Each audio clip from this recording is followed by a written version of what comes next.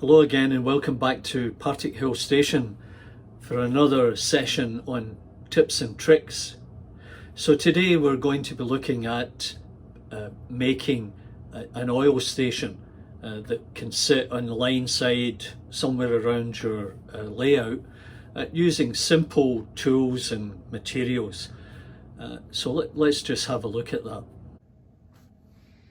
So here are some of the materials that I've used or you can use. Now, first one up is foam core.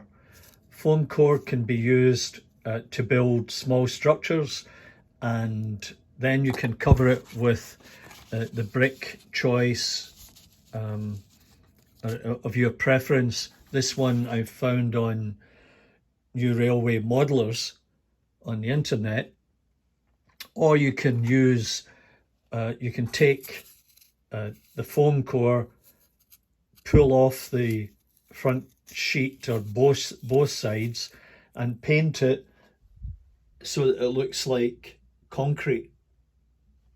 Now that's your choice. Secondly, you'll need some kind of card, and this I believe was mat board. It's very good quality.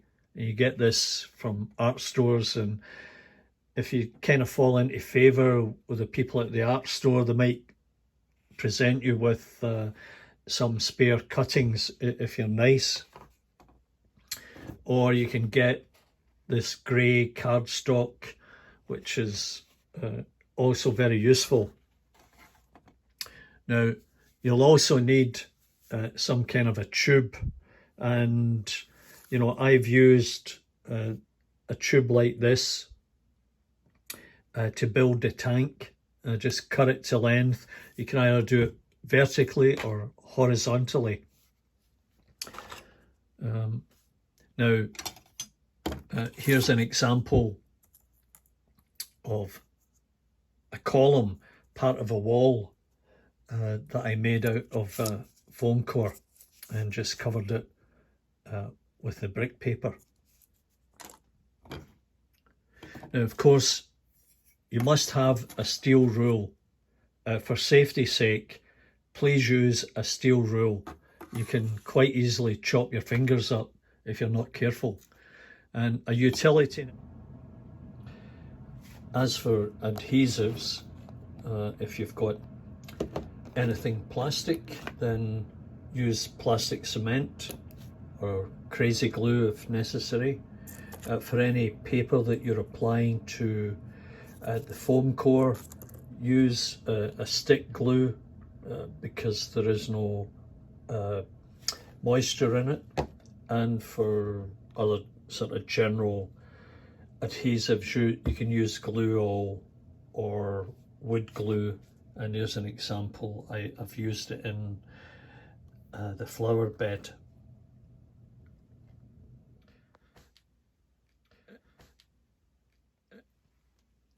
There are, of course, a number of various types of containers that you can use for tanks. There's After Eight, nice chocolate, makes for an authentic scale-sized vertical tank. And once you cover them, change out the lid, put a cardboard lid on it, and then paint it up. It'll look like the real thing.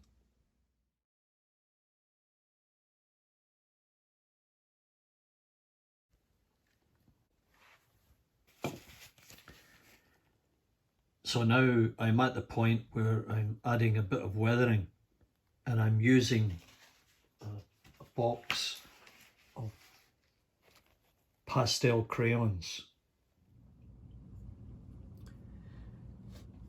So this is how I would weather the model, whatever I'm building. I have this box of pastel colours, and I have part of an old Airfix Blue Circle cement tank, and what you require in addition to that is baby powder, talcum powder. So I would just drop a little bit on the paper here, and then I would take a dark colour,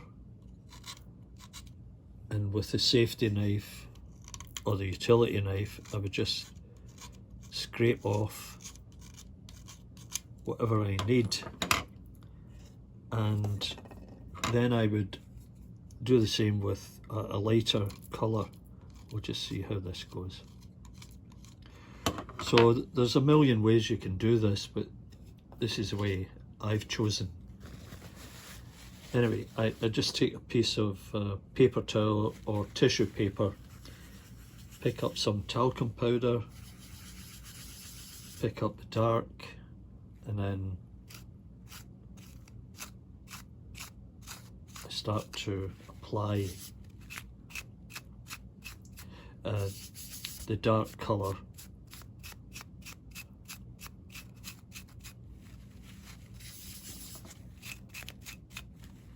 And as you can see, it's changing already. So now I'll pick up a different shade and apply that. Now, you might want to go even darker with this because it's a light coloured model. So I have a grey colour that I'm going to pick up on.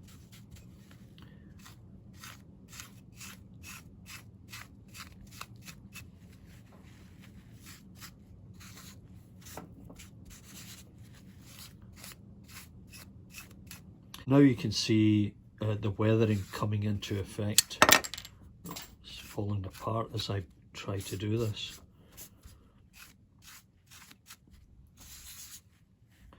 And you can do it as light or as dark as you feel is appropriate. So that's the method I use in weathering, and this is what I've done with the oil tank. You can try this out. Go to your local hobby art store and get some pastel chalk, and you get a variety of colours, and you know, you'll end up with a nicely weathered model. Of course, once you've weathered the model, you're going to have to fix it with a clear matte spray, so that it doesn't come off when you touch it, and that will give it a nice finish. And even this, which is a cap for some kind of adhesive, you know, that can be a pressure relief valve. It'll look right at home there. So never throw anything away. I made this piece up, added a little flange plate to it, and that will go at the bottom in there. And then just bits and pieces. I never throw anything out, and that will go on there, and this piece might just go there. And I'll run a pipe from this across the back and down, and that'll look just great. I might run a band around this, but I think it's too late for that. Do it on the next one. Now it's time to start thinking about where I'm going to put some piping, and these things come in really handy. These are the sprues from a kit, so as you can see, they're perfectly round and would look terrific if I cut them up so that one would be sitting on the end there. You can do all kinds of things. So that's the next task. Now the ladder is in place. lost it for a while, but managed to find it. Looks pretty good.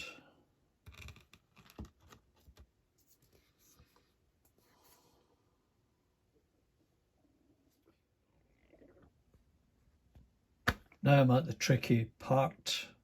I'm trying to find something that would look suitable there as a manhole, and also it would be a good place to terminate the piping. So it's a case of trial and error. I may have to cut this up because I think it's just a little bit too big.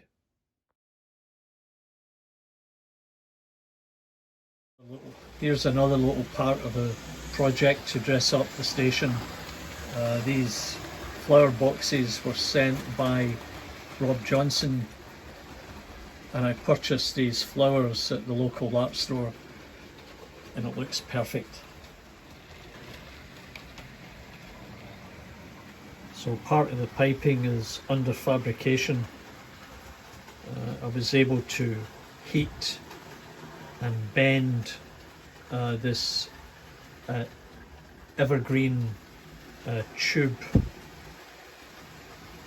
and then I punched out a couple of round pieces to make it look like a flange, and then a spacer, because this will go, if I can just get it up here, on the end there, and I just want to hold the pipe off the end of the tank. So I'm just letting it set, and then I'll move on to the next stage. I've got a little drain with a flange on it. It will go in here like that. So we're getting there.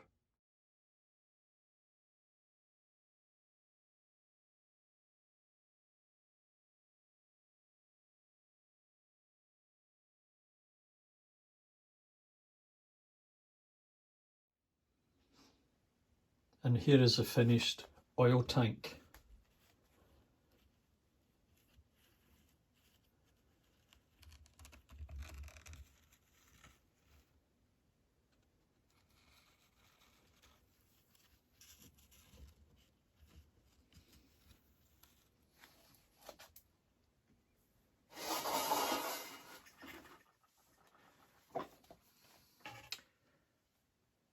I use some plastic tubing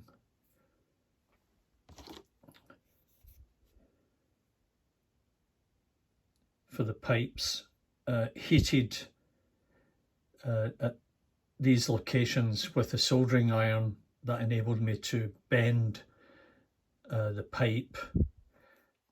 You know, there's a piece of plastic card here and a little cap I got from somewhere. These walkway pieces here are from one of these Airfix kits that fell apart. A little cap from somewhere. This is a sprue from a kit. And I put a little plastic card spacer and then a flange down here from plastic card.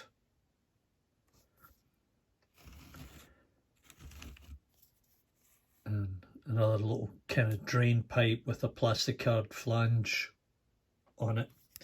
Now, I used a variety of colours from my pastel collection to give it that worn, rusted, well-used look, and finished it off with some, this was semi-gloss from a can that I sprayed into a little container, a cap, and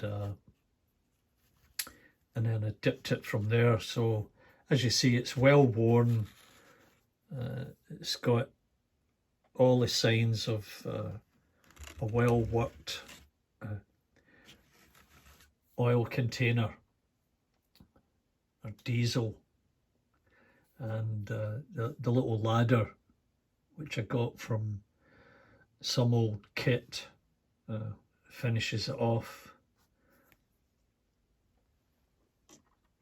And just as a sense of scale, there's a worker.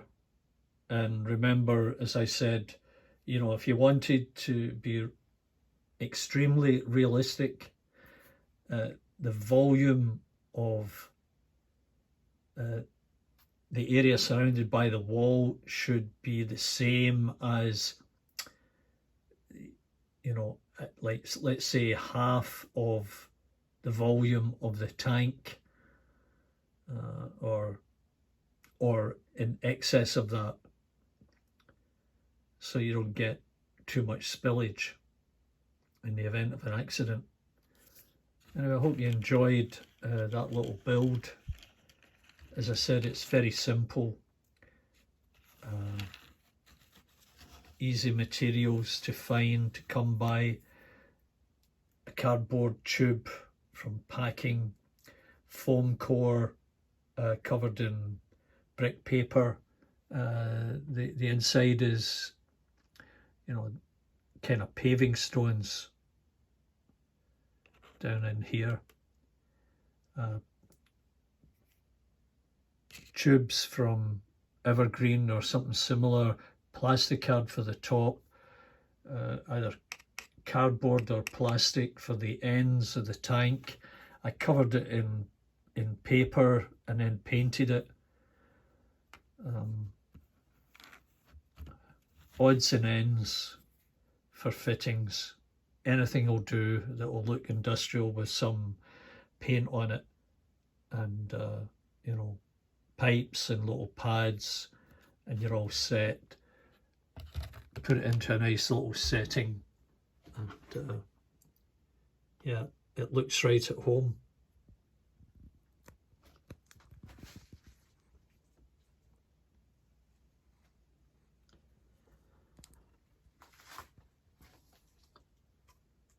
So I hope you enjoyed that.